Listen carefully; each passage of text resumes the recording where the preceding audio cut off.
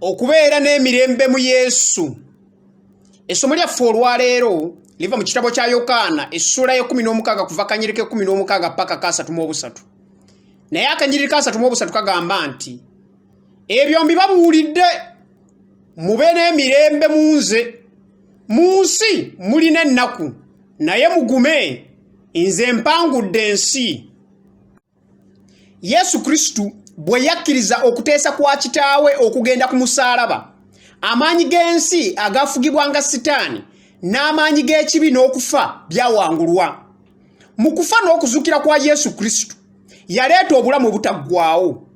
N'olwekyo wakati mu ebyo byonna by'oyitamu, manya mu mutima gwo nti Yesu Kristu waali okuwa emirembe. Ebizibu n'embeera gy'oyitamu bya kaseera buseera. Emirembe gyaffe tekitegeeza kubaawo mu bulamu awatali bizibu. Naye mu Yesu Kristu n'essuubi ku bye yakola okututegekera akaseera k'omu maaso. Bangi balowooza obulamu bw'okubeera omukristaayo y'engeri ey'okununulibwamu okuva eri ebizibu. Kitegeera olwaleero nti kino kitegeeza okununulibwa mu bizibu. Ndowooza otegedde enjawulo. Ekigambo kya Katonda kitukakasa era ne kituwa essuubi nti atuula mu kifo ekya Katonda era n'afuula Mukama ekiddukiro kye. Anaamulokolanga mu mutego ogw'omuyizzi ne mu kawumpuli omubi newankubadde akasaala akagenda emisana, so tewaali kibonobono ekirisemberera eweemaayo nga Mukama ali wamu naawe. Zabuli 9:1 bw'egamba. Ffe abaana ba Katonda, Yesu Kristu atugamba nti tuleme okwewuniikiririza emitawaana n'ebizibu bwe bijja mu bulamu bwaffe. Yagamba nti mu nsi mulina ennaku, mugume, nze mpangudde ensi. Ne Pawulo omutume yagamba mu bbaluwa ye ey'okubiri eri Timoseewo essula esooka akanyirike 12 nti era kyenva mbonaabona bwe ntyo, naye sikwatibwa nsonyi kubanga mmanyi gwe nakkiriza ne ntegeerera ddala ng'ayinza okukuumanga kye namuteresa okutuusa ku lunaku luli. Njagala otegeere kino olwaleero.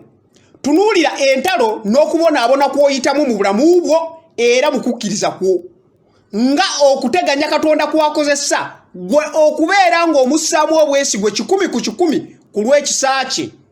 Bwe tukola bwe tutyo, Katonda ajja kutuyamba okuwangula ensi eno mu linnya lya Yesu Kristu Mukama waffe.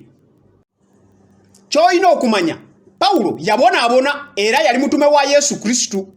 Teyabonaabona lwa bibi mu bulamu bwe, wabula okubonaabona kitundu ku bulamu obwa buli mukristaayo yenna ku nsi. Ky'olina okumanya, okufuna Yesu Kristu tekikyusa embeera ey'obulamu bw'ensi, gamba ng'okulwala, obubenje, okulyazaamaanya, okuyigganyizibwa n'ebirala bingi.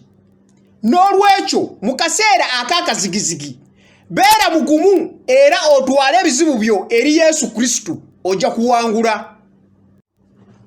Saba ng'ogamba oti ŋŋumya ayi Mukama wakati mu mbeera ey'akazigizigi ne mu bizibu. Leka omwoyo gwo gunzijukize ebisuubizo byo, obwesigwa bwo n'obuwanguzi bwo eri Sitaani n'okufa.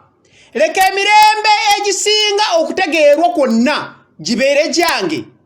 Tubikusaba nga tuyita mu linnya lya Yesu Kristu Mukama waffe. Amen.